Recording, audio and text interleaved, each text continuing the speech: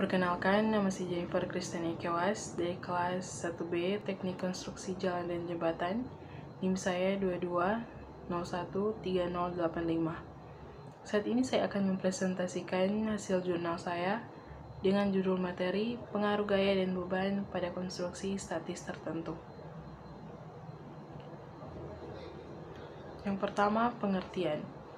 Dalam bangunan teknik sipil, seperti gedung-gedung, jembatan, dan lain sebagainya, ada beberapa macam sistem struktur, mulai dari yang sederhana sampai dengan yang kompleks. Sistem yang paling sederhana tersebut disebut dengan konstruksi statis tertentu.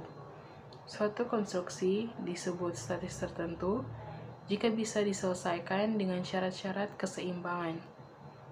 Ada 3 syarat keseimbangan, yaitu yang pertama, jumlah gaya-gaya vertikal antara aksi dan reaksi harus sama dengan 0. Yang kedua, jumlah gaya-gaya horizontal antara aksi dan reaksi sama dengan 0. Dan yang ketiga, jumlah gaya-gaya momen antara aksi dan reaksi harus sama dengan 0.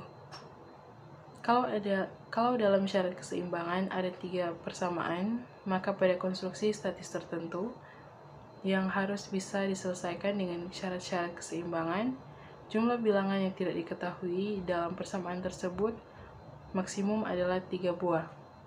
Jika dalam menyelesaikan suatu konstruksi, tahap awal yang harus dicari adalah reaksi perletakan, maka jumlah reaksi yang tidak diketahui maksimum adalah 3.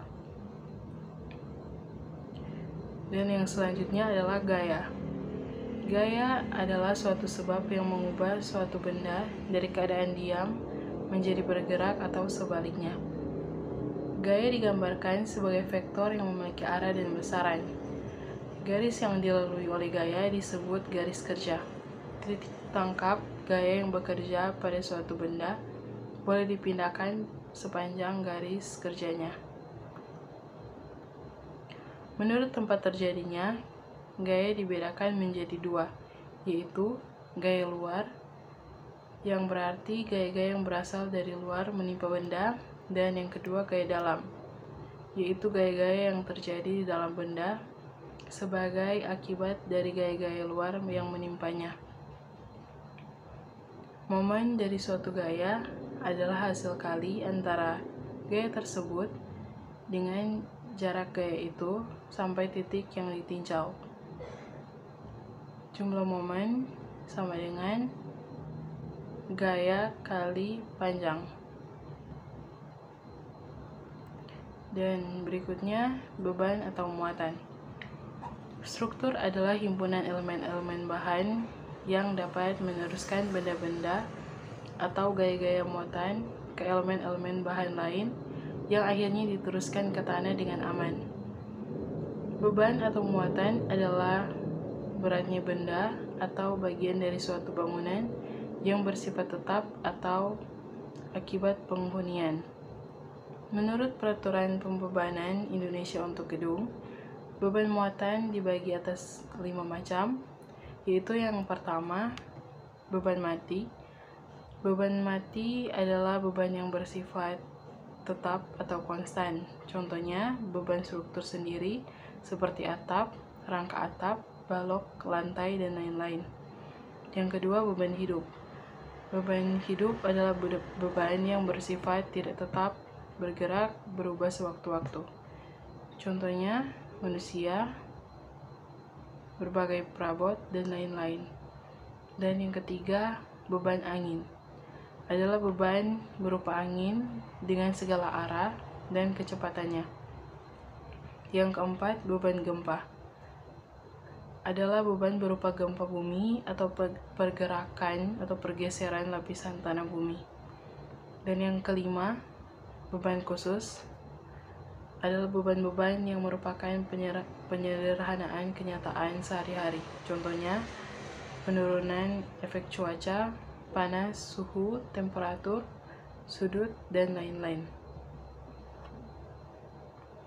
Dari bentuk pembebanan kepada suatu konstruksi, beban dapat dibedakan menjadi yang pertama, beban muatan terpusat atau muatan titik.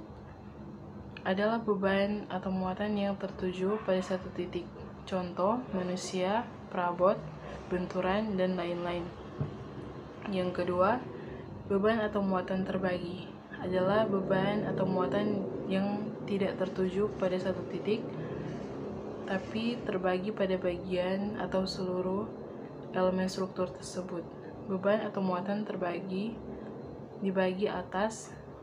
Yang pertama, beban atau muatan terbagi merata adalah beban atau muatan yang terbagi merata sepanjang benda tersebut. Contohnya seperti balok, plat lantai, rangka atap, dan lain-lain. Dan yang kedua, beban atau muatan terbagi segitiga adalah beban atau muatan yang terbagi berupa bidang segitiga, contohnya konsol, mezanin, cantilever, dan lain-lain. Dari sistem pembebanan pada suatu konstruksi dapat dibedakan menjadi yang pertama, beban atau muatan langsung adalah beban atau muatan yang diteruskan secara langsung ke tanah atau elemen-elemen struktur yang lain. Dan yang kedua, beban atau muatan tak langsung adalah beban atau muatan yang diteruskan secara tidak langsung ke tanah atau elemen-elemen struktur yang lain. Dan yang terakhir, reaksi. Reaksi adalah sikap atau tindakan yang dilakukan benda melawan gaya aksi yang menimpanya. Bila pada suatu benda dikerjakan suatu gaya P dan benda tersebut tidak ditumpu atau disokong, maka benda tersebut akan mengalami yang pertama translasi atau pergeseran, adalah gerakan dalam arah mendatar, vertikal, perpindahan atau gabungan dari keduanya. Dan yang kedua, rotasi atau putaran adalah gerakan berputar terhadap titik yang ditinjau. Dalam hukum statika, ada 3 persamaan dasar statika tertentu, yaitu jumlah gaya horizontal sama dengan 0, yang kedua jumlah gaya vertikal sama dengan 0, dan yang ketiga jumlah momen sama dengan 0. Dan yang terakhir, rumus hukum kesetimbangan, jumlah aksi sama dengan jumlah reaksi. Struktur statis tertentu adalah struktur yang mencapai kesetimbangan harus memenuhi persyaratan 3 persamaan dasar statika tertentu seperti di atas. Sekian presentasi saya ucapkan terima kasih.